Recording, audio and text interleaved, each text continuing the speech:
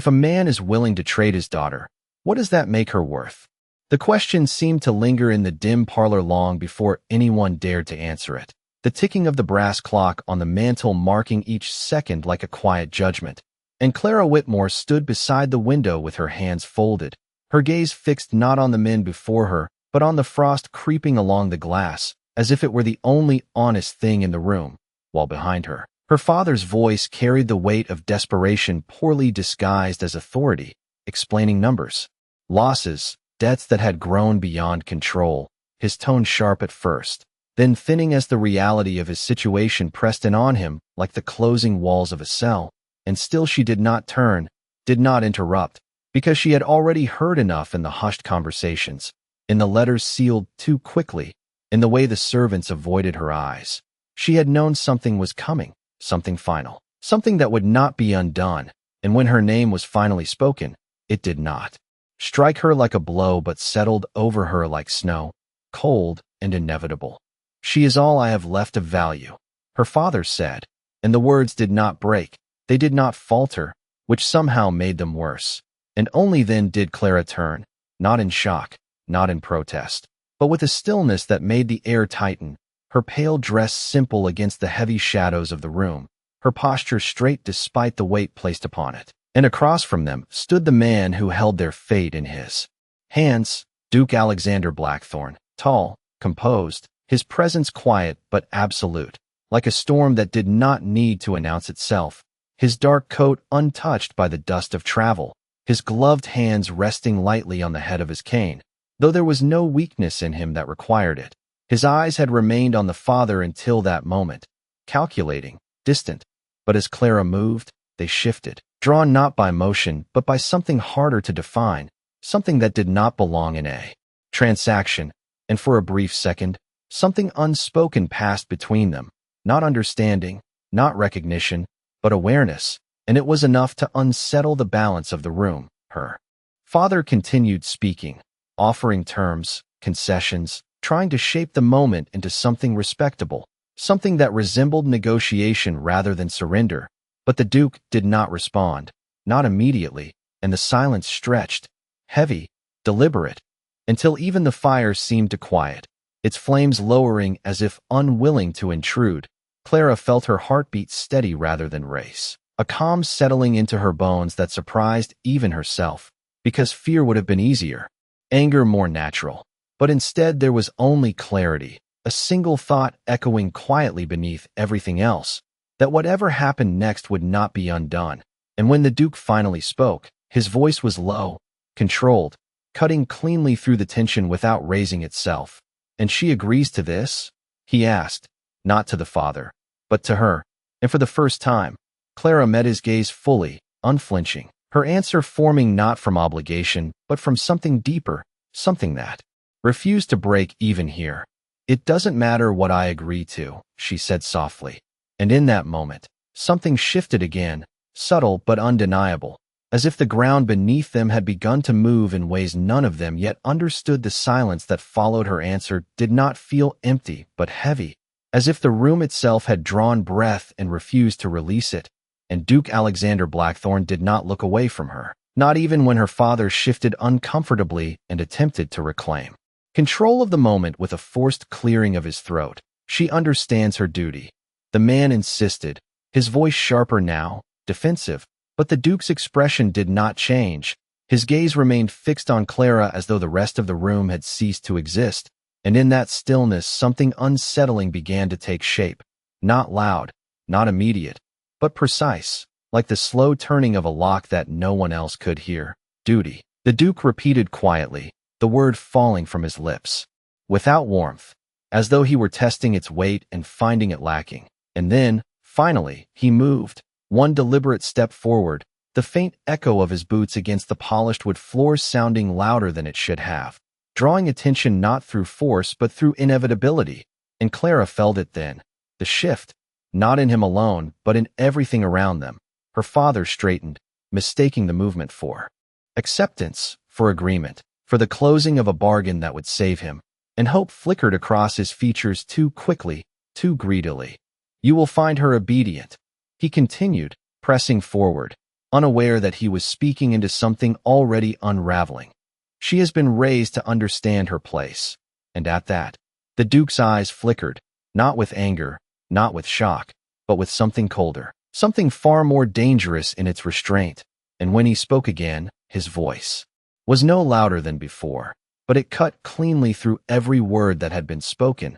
Her place, he said, and then, without raising his tone, is not yours to define.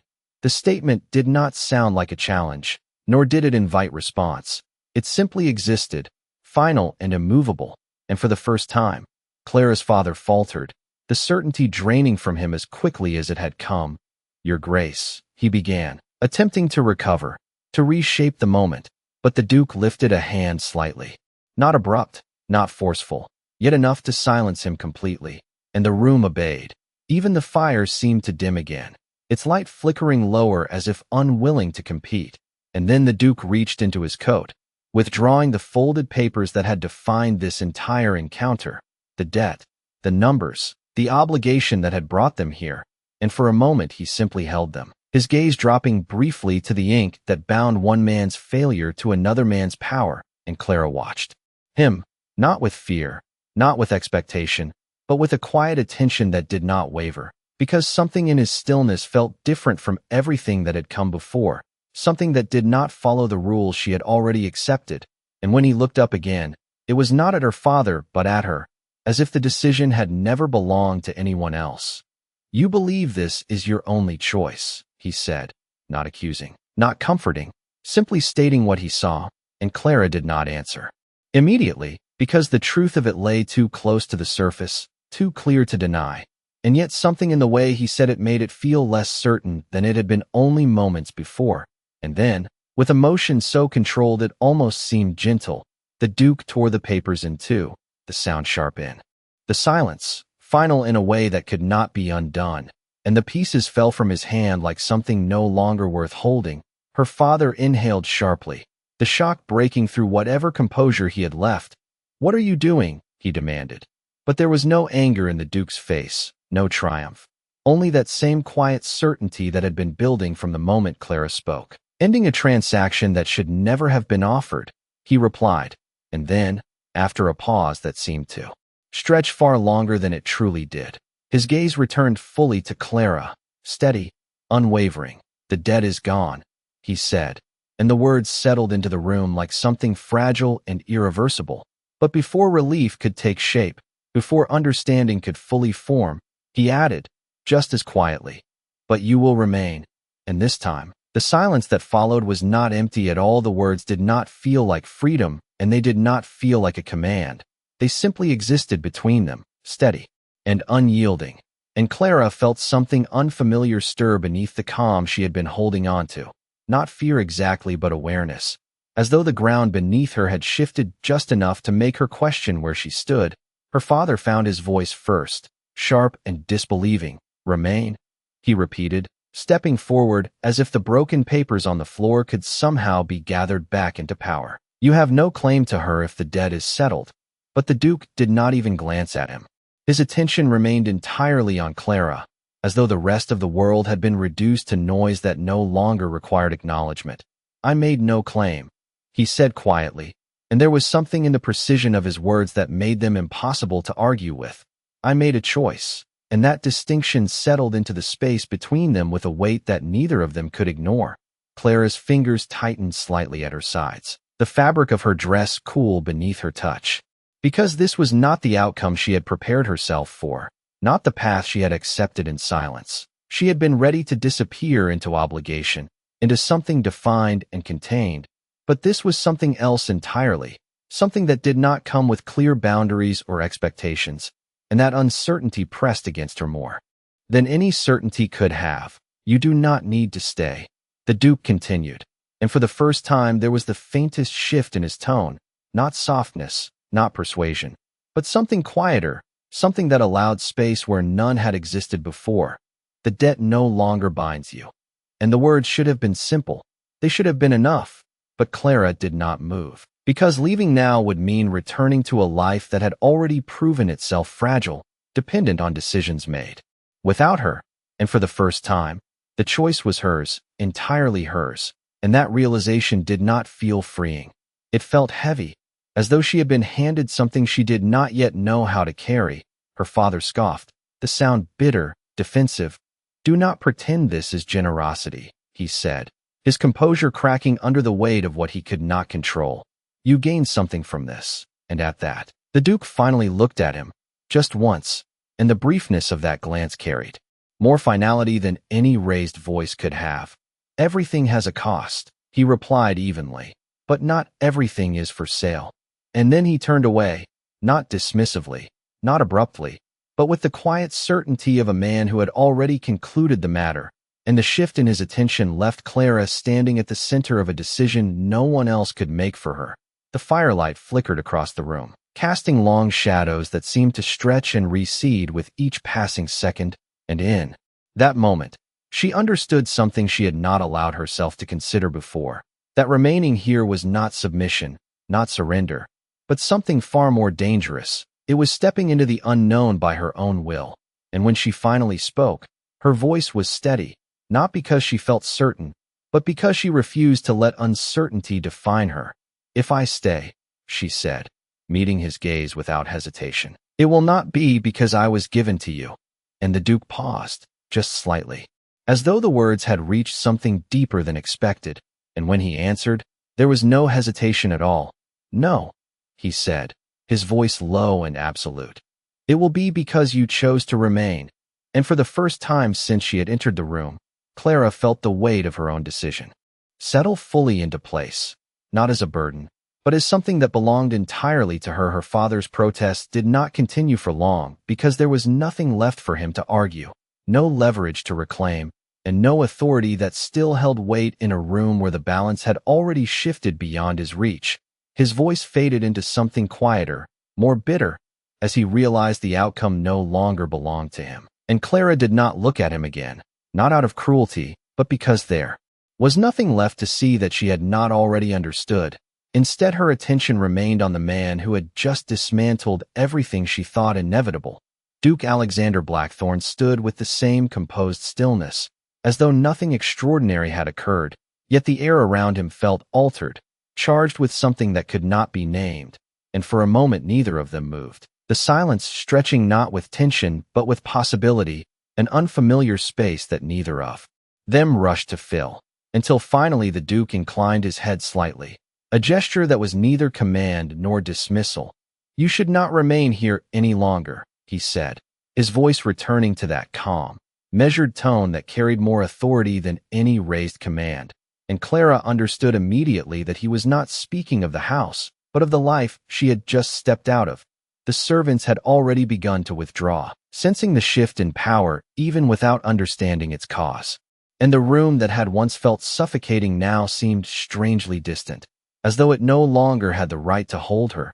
Her father attempted one final remark, something about arrangements, about expectations, but the words fell flat, unanswered, and soon even he turned away, his presence diminishing with each step until he was no longer part of the moment at all, leaving behind only the echo of what had nearly been decided for her.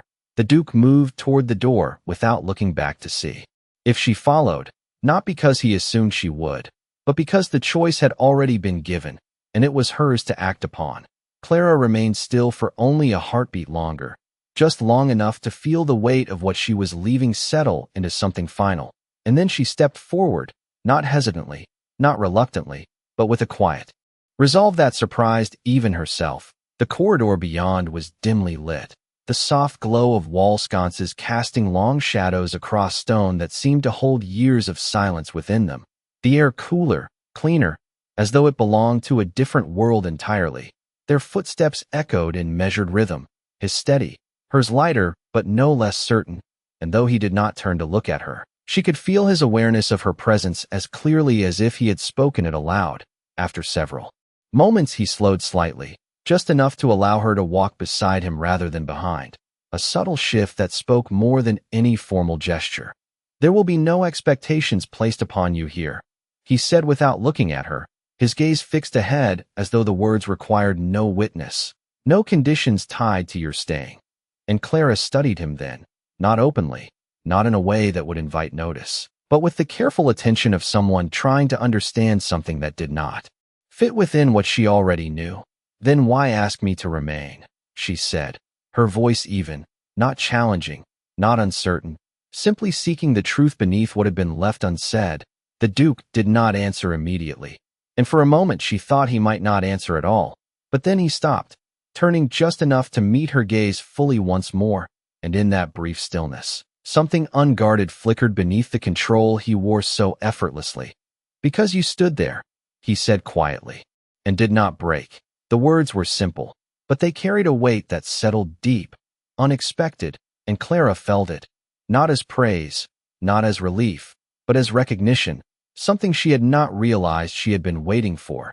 And as they continued down the corridor, the distance between what had been and what would come next grew quieter, less defined, and far more uncertain than anything she had left behind. The corridor seemed longer than it had any right to be, stretching ahead in quiet stone and shadow as though it were testing her resolve with every step. And Clara became aware of the small details she had not noticed before, the faint scent of polished wood, the distant crackle of a fire somewhere deeper within the estate, the muted hush that settled over everything like a held breath. It was not emptiness, not neglect, but something deliberate, controlled, as if every sound, every movement, had learned to exist without disturbing the stillness that ruled this place. And beside her, Duke Alexander Blackthorne moved with the same measured certainty, his presence neither hurried nor hesitant, simply exact, as though he had long ago decided how much of himself the world would be allowed to see, and no more. They passed a set of tall windows where the fading afternoon light pressed weakly against the glass, the sky beyond pale and distant. And for a brief moment Clara caught her reflection, a figure she recognized and yet did not, standing not where she had expected to be, not belonging to the life she had known only hours before, and yet not lost either. Something in her posture remained unchanged, that quiet steadiness that had carried her through the moment that should have broken her. And she realized then that whatever had brought her here, whatever had been decided in that room, had not taken anything from her that she had not already chosen to give up. A door opened ahead without a sound.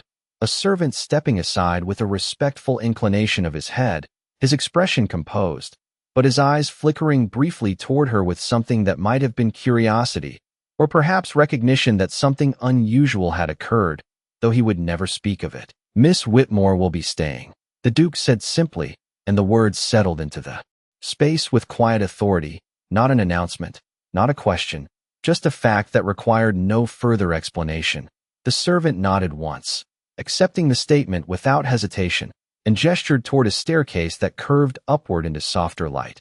Clara paused at the base of it, not out of uncertainty, but because the moment felt like a threshold, something that marked a clear separation between what had been and what would follow. And for the first time since leaving that room, she felt the weight of it fully, not as fear, but as awareness of how much had changed without warning. "You may reconsider," the Duke said from beside her, his voice lower now, not carrying as far, as though the words were meant for her alone. "There is still time to leave." And she turned to him then, studying his expression carefully, searching for something that might reveal why he continued to offer her that choice, why he did not simply assume she would remain. And in his gaze she found no pressure, no expectation, only that same steady awareness that had unsettled her from the beginning. And it was that absence of force, that refusal to take what could have been easily claimed, that made her answer feel certain. "If I leave," she said quietly, "nothing changes." And she held his gaze as she spoke, not to challenge him, but to make sure he understood the truth of it. "But if I stay," she continued, and for the first time there was the faintest shift in her voice, not doubt, but something closer to resolve. "Then something does." The Duke regarded her for a moment longer, as though measuring not her words but the meaning behind them, and then he inclined his head slightly, a gesture of acknowledgement rather than approval. "Then stay," he said simply, and there was no weight in the command, no claim attached to it, only acceptance. And Clara turned toward the staircase once more, her hand brushing lightly against the smooth banister as she began to ascend, each step carrying her further from the life she had known and deeper into one she could not yet see clearly. And yet for the first time, that uncertainty did not feel like something to fear, but something to face.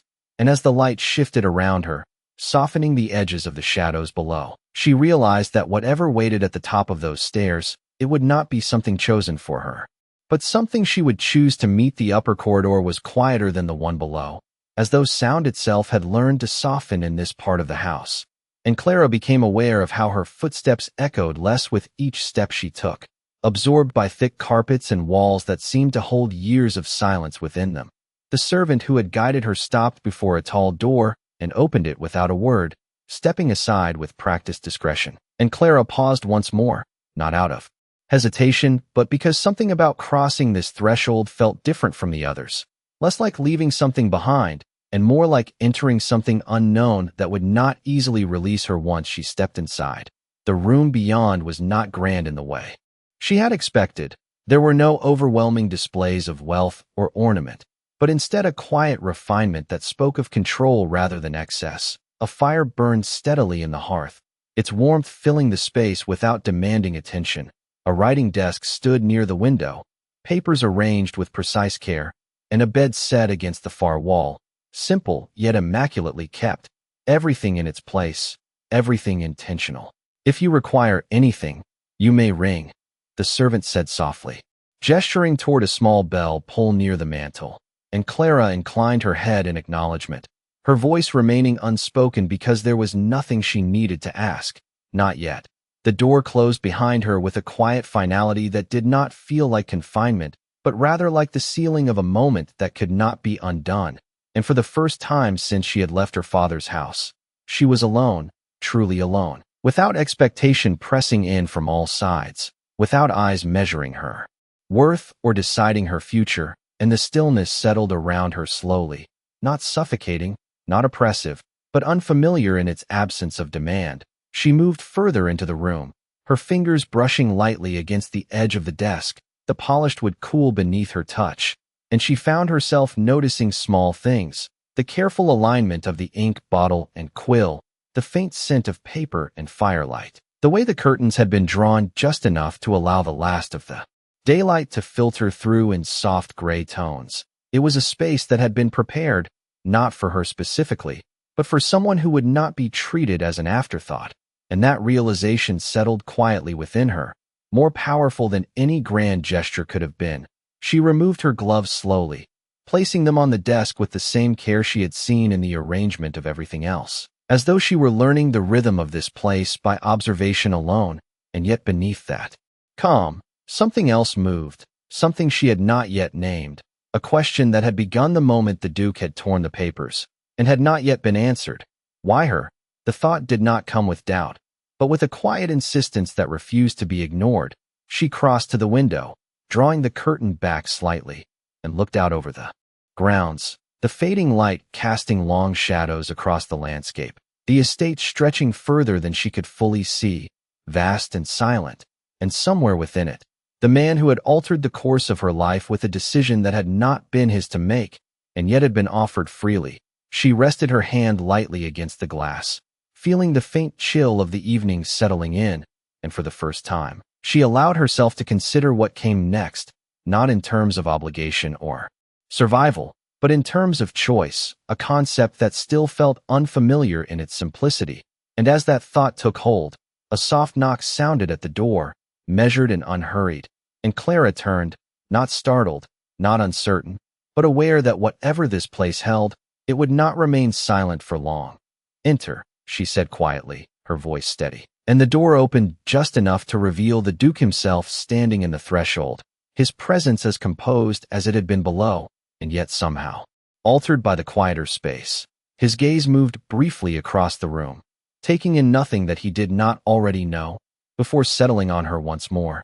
And for a moment neither of them spoke, the silence stretching between them not with tension, but with something far more deliberate, as though both understood that whatever was said next would not easily be undone. The door did not open fully at once, only enough to allow his presence to enter before anything else, and Clara felt the shift.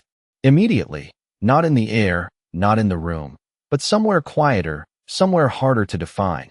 Duke Alexander Blackthorne stepped inside with the same measured control, she had come to recognize, closing the door behind him with a soft, deliberate motion that seemed to seal the space in a different way than before, not isolating, but focusing, as though the world beyond no longer held relevance in this moment. He did not move closer immediately, instead remaining near the threshold, giving her distance that did not feel like distance at all, but rather a choice. Always a choice. And Clara remained where she stood by the window, her hand lowering from the glass, her posture unchanged, though her awareness sharpened, not with tension, but with a quiet readiness. "I wanted to ensure the room was suitable," he said, his voice low, carrying easily in the stillness. And there was something in the simplicity of the statement that made it feel less like courtesy and more like intention, as though every detail had been considered long before she arrived. Clara glanced briefly around the room, taking in the careful order of it once more, the fire, the desk, the absence of anything excessive, and then her gaze returned to him, steady, unhurried. "It is more than I expected," she replied, and the words were not spoken with surprise, but with acknowledgement, because what she had expected had been far less, far colder, and yet here she stood in a space that did not feel like a transaction, did not feel like something she had been placed into without regard. The Duke inclined his head slightly, accepting the response without elaboration, and for a moment neither of them spoke again, the silence stretching not with discomfort, but with something more deliberate, as though both understood that what remained unspoken held more weight than anything easily said. He moved then, not toward her, but further into the room, his gaze briefly passing over the desk, the arrangement of objects untouched, as though confirming that everything remained as it should be, before settling once more on her. And when he spoke again, his tone carried something different, not softer, not warmer, but more direct. "You will not be treated as a guest," he said, and the words might have sounded harsh if not for the way they were delivered, without edge, without expectation, simply a truth offered without disguise. Clara did not react immediately, because she understood what he meant before he explained it. "Nor will you be treated as an obligation," he continued, and now there was a slight pause between the words, as though each one had been chosen with care. "You will remain here as yourself," and that, more than anything else he had said, settled into the room with a quiet finality that could not be dismissed. Clara felt it, not as comfort, not as relief, but as something far more unfamiliar, something that required her to stand without the structure she had always been given, without the expectations that had defined her place in every room she had ever entered.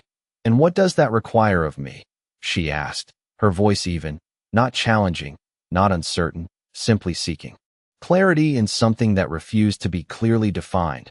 The Duke regarded her for a moment, his gaze steady, unyielding in its focus, and then, with the faintest shift in his expression, something that might have been understanding, he answered, "Nothing you do not choose." The simplicity of it made it difficult to grasp, because there was no condition attached, no hidden demand beneath the words, only the space to exist without being shaped by someone else's need. Clara held his gaze, searching for something that might contradict what he had said, some sign that this was merely another form of control disguised as freedom, but she found none, only that same quiet certainty that had unsettled her from the beginning. And in that moment, she realized that whatever this place was, whatever he intended, it would not confine her in the way she had expected, it would challenge her in ways she had not prepared for. And as that understanding settled, she felt something shift within herself, not dramatically, not visibly, but enough to know that the path she had stepped onto would not be simple. And yet she did not look away, did not retreat from it, because for the first time, the uncertainty did not belong to someone else's decision. It belonged to her. The quiet that followed his words did not feel like an ending, but like the beginning of something that neither of them had fully named. And Clara remained where she stood, her gaze steady on him as she tried to understand the shape of what he had just offered her, because freedom, when given without condition, did not feel simple. It felt unfamiliar, almost disorienting, as though she had been placed in a space too vast to immediately navigate. And Duke Alexander Blackthorne did not move to fill that silence. He allowed it to exist between them, as if he understood that anything said too quickly would diminish something that needed time to settle. The fire shifted softly behind him, casting a warmer glow across the room, softening the edges of the shadows that had once seemed so defined. And for a moment Clara noticed how different he appeared here. Not less controlled, not less distant, but less unreachable, as though the walls he kept around himself were not as absolute as they first appeared. "You expect nothing," she said at last, her voice quiet but clear, and it was not a question, not entirely, but something closer to testing the truth of what he had said. The Duke regarded her for a brief moment before answering.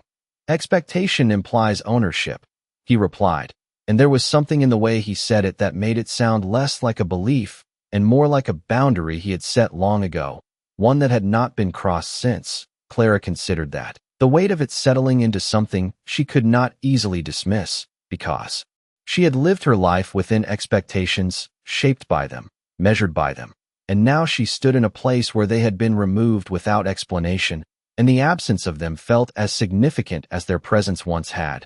"Then why does it feel as though something has changed?" she said, and this time her voice carried the faintest trace of something more than curiosity, not fear, but awareness, because she could feel it, the shift that had begun long before she stepped into this room. The Duke's gaze did not waver, and for a moment he did not answer, as though the question itself required more than a simple response.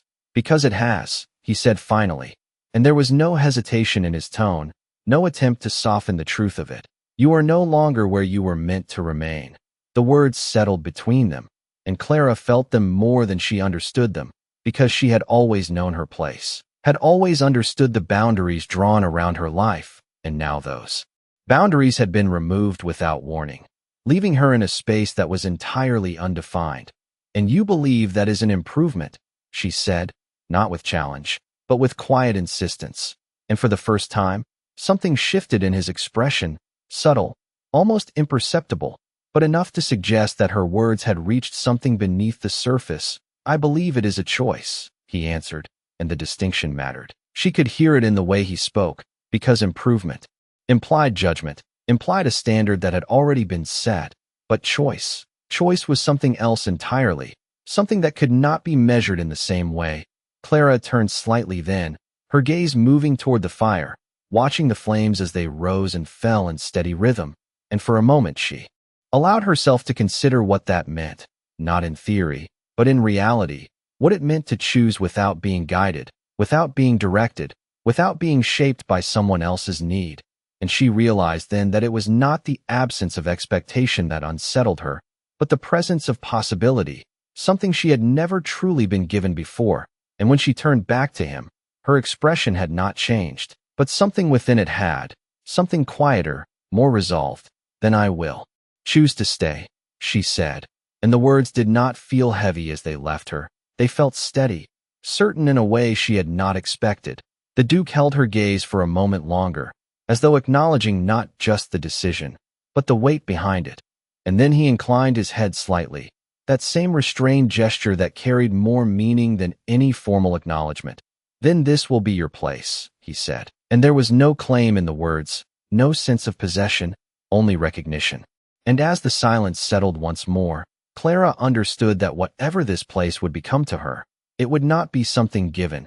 It would be something she would define for herself. The words did not echo when he left, yet their presence remained in the room long after the door had closed behind him. And Clara stood still for a moment, not because she did not know what to do next, but because she understood that whatever she did now would not be guided by expectation or necessity, but by her own will. And that realization did not rush her forward.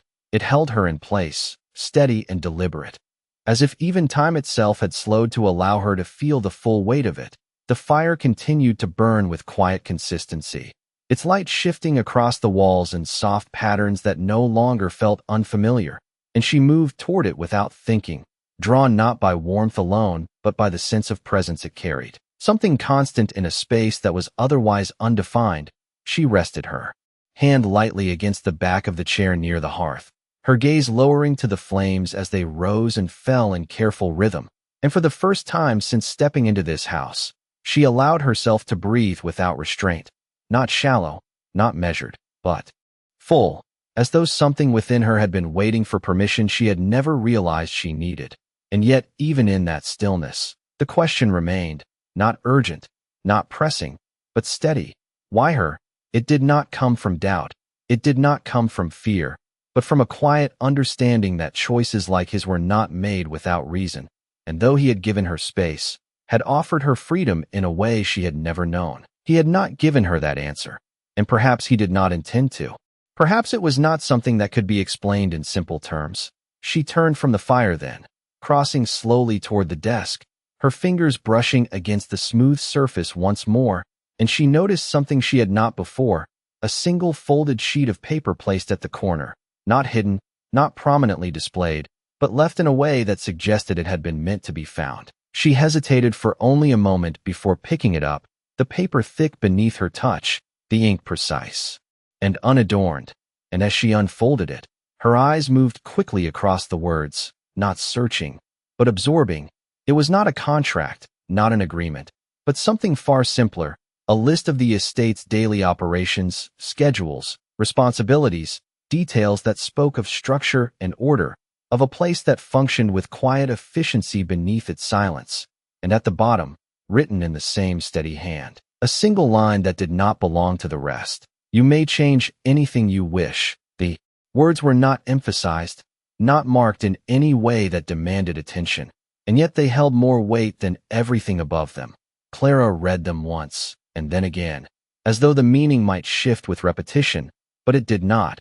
It remained exactly as it was, open, unqualified, and she felt something settle within her at that moment, something that did not come from the words alone, but from what they represented. Not permission, not instruction, but trust, given without condition, and that, more than anything else, unsettled her in a way she could not immediately understand, because trust was not something she had been given lightly, not something she had ever been expected to hold without proving herself first, and yet here it was, placed in her hands without explanation.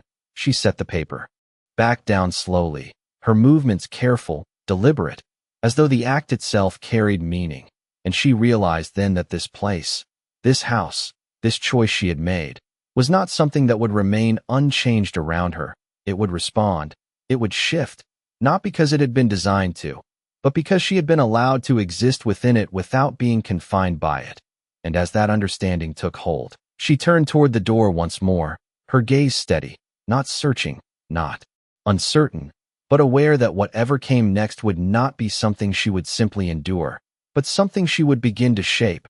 And for the first time, the unknown did not feel like something waiting to consume her, but something waiting to be answered. The room did not feel the same after she set the paper down, though nothing within it had changed, and Clara stood for a moment longer beside the desk, her gaze resting on the single line that had shifted something deeper than she had expected, not because of what it allowed, but because of what it implied, and slowly, almost without realizing it, she began to move again, not toward the door this time, but around the space itself, her steps measured, her attention drawn to the details she had only observed from a distance before. She adjusted the curtain slightly, allowing a fraction more light to filter through the window, the gray fading into something softer as evening settled in, and it was a small change, barely noticeable, yet it altered the room in a way that felt immediate, as though it had been waiting for someone to decide that it could be different.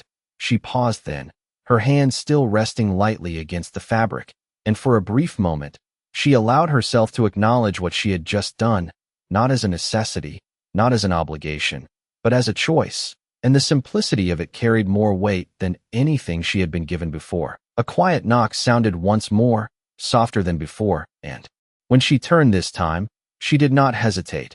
"Enter," she said, her voice steady, and the door opened to reveal an older woman, her posture composed, her expression calm but attentive. "Miss Whitmore," she said with a slight inclination of her head. "I am Mrs. Hensley, the housekeeper." Her voice carried a quiet authority, not overbearing, but certain, as though she had long been the one to maintain order within these walls. Clara inclined her head in return, acknowledging the introduction without unnecessary formality, and Mrs. Hensley's gaze moved briefly around the room before settling back on her, noting the slight shift in the curtain, the repositioned chair near the fire, and though she said nothing of it, there was the faintest trace of something in her expression, not disapproval, not surprise, but recognition, as though she understood what those small changes represented. "Dinner will be served within the hour," she continued, her tone even. "His Grace has instructed that you join him." And there was no emphasis placed on the instruction, no suggestion that it was anything other than a simple fact. Yet Clara felt the quiet significance of it settle into place. Not an expectation, not an obligation, but an invitation that carried weight precisely because it was not demanded. "Thank you," Clara replied, and the words felt natural, not rehearsed, not shaped by habit. Mrs. Hensley inclined her head once more before stepping back, leaving the door open just long enough to allow the moment to pass before closing it again with the same quiet precision, and Clara remained where she stood, the room now holding a different kind of stillness, not empty, not waiting, but settled. As though it had accepted her presence in a way she had not expected, she moved toward the mirror near the wardrobe, her reflection meeting her with the same calm expression she had carried throughout the day. And yet there was something different there now, something subtle but undeniable, not a change in who she was, but in how she stood, how she held herself within a space that no longer defined her by expectation alone. She adjusted her sleeves slightly, smoothing the fabric with absent care, and for a brief moment, she considered what it would mean to step into that dining room, not as someone being presented, not as someone being judged, but simply as herself. And the thought did not unsettle her as it might have before. It steadied her, grounding her in something that felt far more certain than anything she had left behind. And when she finally turned toward the door, her steps were unhurried, her posture unchanged, but her understanding quietly altered, because whatever awaited her beyond that threshold would not be something she would endure, but something she would meet on her own terms. The corridor felt different as she stepped into it again, not because it had changed, but because she had, and Clara moved with the same measured pace, her footsteps soft against the carpet as the distant glow of candlelight guided her forward. The house no longer felt vast in a way that diminished her, but expansive in a way that invited her to move through it without hesitation. A servant appeared briefly at the far end, offering a quiet nod before stepping aside to allow her passage, and she realized then that nothing in this place demanded her presence, and yet nothing denied it either. The balance of it was subtle but unmistakable, and as she reached the entrance to the dining room, she paused for only a fraction of a second, not to gather herself, but to acknowledge the threshold she was about to cross. The door stood slightly ajar, the warm light from within spilling into the hallway in soft gold tones, and when she stepped inside, the space revealed itself not as grand or overwhelming, but as carefully composed. A long table set with precision, silver catching the light without excess, candles placed at even intervals, their flames steady and controlled, and at the far end, Duke Alexander Blackthorne stood near the window, his posture unchanged, his presence as composed as ever, though there was something quieter about him here, as though the formality of the room did not belong to him in the way it might have to another. He turned as she entered, his gaze meeting hers without surprise, without scrutiny, simply acknowledging her presence as though it had always been expected in the most natural sense. "You found your way," he said, his voice low, not a question, not a test, but a simple observation, and Clara inclined her head slightly. "I did," she replied, her tone even, matching the calm of the room itself, and for a moment neither of them moved. Further, the space between them not empty, but deliberate, until he gestured lightly toward the table, not directing her, but inviting her forward without insistence, and she moved accordingly, her steps unhurried, her awareness sharp but steady, taking her place not at the far end, not at a distance, but along the side, where the space between them remained balanced, neither too close nor too removed. The subtlety of the arrangement did not escape her, and she understood that even this had been considered, not to impose, but to maintain that same unspoken equilibrium he had held from the beginning. The servants entered quietly, placing dishes with practiced precision before withdrawing just as silently, and as the first course was set, the Duke remained standing for a moment longer, his gaze shifting briefly toward the window before returning to her, and then, without ceremony, he took his seat, not as a declaration of authority, but as a continuation of the quiet order that defined everything here. Clara followed, the chair sliding softly beneath her as she settled, her hands resting lightly against the table, her posture composed, and for a brief moment, the only sound was the faint movement of silver against porcelain, the steady rhythm of something beginning without announcement. "This house has not had a guest in some time," he said after a moment, though the word guest did not seem to carry its usual meaning. And Clara looked at him then, not questioning, but attentive. "And yet you do not treat me as one," she replied, and there was no accusation in her tone, only clarity. The Duke regarded her for a moment, and then the faintest shift touched his expression, something that might have been recognition. "No," he said simply, "I do not." And the answer did not require elaboration, because it was already understood, and as the conversation settled into something quieter, less defined by formality and more by presence, Clara realized that this moment, this simple act of sitting across from him without expectation or pretense, was not something she had ever experienced before, and yet it felt less unfamiliar than it should have, as though it belonged not to circumstance, but to something that had been waiting, unspoken, for far longer than she had known. The rhythm of the meal settled into something almost imperceptible, not defined by conversation or silence, but by the quiet understanding that neither required the other to fill the space unnecessarily, and Clara found herself aware of the subtle balance that existed between them, the way nothing was forced, nothing performed, as though each moment was allowed to exist exactly as it was without being shaped into something more or less than truth. The soft glow of candlelight reflected against the polished surface of the table, casting gentle patterns that shifted with the slightest movement, and beyond the window, the night had deepened, the last traces of daylight replaced by a darkness that did not feel empty, but vast, holding the estate in a quiet stillness that mirrored the room itself. "You noticed the ledger," the Duke said after a time, his voice low, carrying easily without disrupting the calm that had settled between them, and Clara lifted her gaze to meet his, not surprised by the observation, because nothing within this house seemed to escape his awareness. "I did," she replied, her tone even, and for a moment she considered how much to say, not out of hesitation, but because she understood that words here carried weight, that they were not meant to fill silence but to reveal something within it. "You left it where it could be found," she added, and there was no accusation in her voice, only recognition. The Duke inclined his head slightly, acknowledging the truth of it without denial. "Nothing in this house is placed without intention," he said, and the statement held no arrogance, no claim to control beyond what was already evident.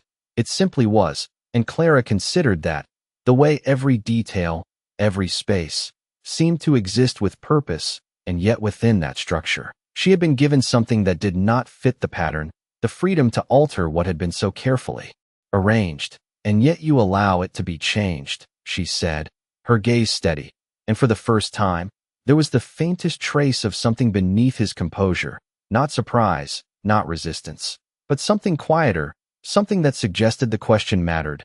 "Not allow," he corrected gently, "accept." And the distinction settled between them with quiet clarity, because allowing implied control, implied the power to deny, but acceptance carried something else entirely, something that did not restrict or define. And Clara felt that difference settle within her as she considered what it meant, not only for the house, but for herself. "You trust too easily," she said, and the words were not spoken as a warning, but as an observation, one that carried the weight of her own experience, because trust had never been something she had known without condition, without cost, and the Duke's gaze did not waver, though there was a subtle shift in it, something that suggested her words had reached further than she intended. "No," he said after a moment, his voice steady. "I choose carefully." And there was something in the way he said it that made it clear that trust, for him, was not given lightly, not extended without reason. And that realization brought her back to the question that had not left her since the moment the papers had been torn. Why her? She did not ask it directly, not yet, but the thought lingered, present in the space between them even without words. And as the meal continued, the conversation did not grow louder or more elaborate. It remained measured, deliberate, each exchange revealing only what was necessary. And yet within that restraint, something began to take shape, not defined, not named, but undeniable in its presence, a connection not built on obligation or expectation, but on something far more subtle, something that neither of them rushed to understand. And as the final course was cleared away, the silence that followed did not feel like an ending, but like the quiet pause before something deeper had yet to unfold. The candles burned lower as the evening stretched into something quieter, more intimate in its stillness, and Clara remained seated for a moment after the final dish had been cleared, her hands resting lightly against the table as though the surface itself held something of the balance she had come to recognize throughout the night. Duke Alexander Blackthorne did not rise immediately either, and the pause that followed did not feel like hesitation, but acknowledgement, as though neither of them wished to disrupt what had settled between them too quickly. The silence was no longer uncertain, it was deliberate, shaped not by what had not been said, but by what had been understood without the need for explanation. "You have questions," he said at last, his voice low, carrying through the dim light with quiet certainty, and Clara lifted her gaze to meet his, not startled, not defensive, but aware that he had seen what she had not spoken. "Yes," she answered simply, because there was no reason to deny it. The truth had been present between them from the beginning. He studied her for a moment, not intrusively, not demanding, but with the same careful attention that had defined every decision he had made thus far. "Then ask," he said, and the invitation was not offered lightly. It was given with the same weight as everything else, without condition, without expectation of what her question might be. Clara held his gaze, considering the many things she could ask, the uncertainty, the reason behind his choice, the future that had been altered in a single moment. But beneath all of it, one question remained clearer than the rest, one that had followed her from the instant the papers had been torn. "Why me?"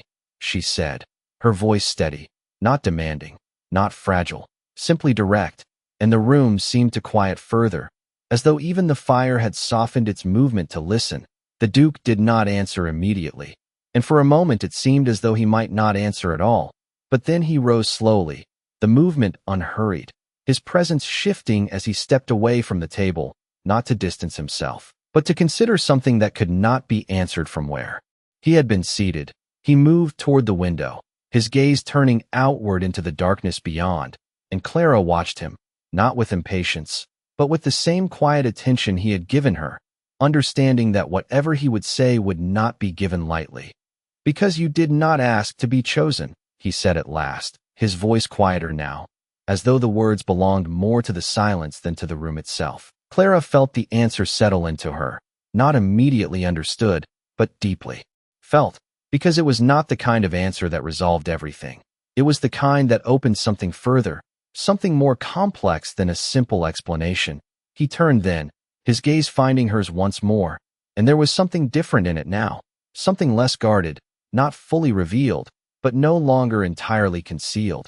"And because you did not break when you were meant to," he added, and the words carried no judgment, no expectation, only recognition, and Clara held his gaze, the weight of what he had said settling into something steady within her, because she understood then that his choice had not been about the debt, not about the circumstance that had brought her there, but about something he had seen in her that even she had not fully acknowledged. And as that realization took hold, the distance between them did not feel like separation. It felt like space, something that allowed what had begun to exist without being forced into something it was not yet ready to become. And as the night deepened beyond the window, the silence that followed was no longer uncertain. It was quiet, deliberate, and filled with something that neither of them needed to name to understand, because some things did not need to be spoken to begin. They simply needed to be recognized. And in that moment, Clara knew that whatever this was, whatever it would become, it had not been given to her. It had found her when she had nothing left to offer but herself, and somehow, that had been enough.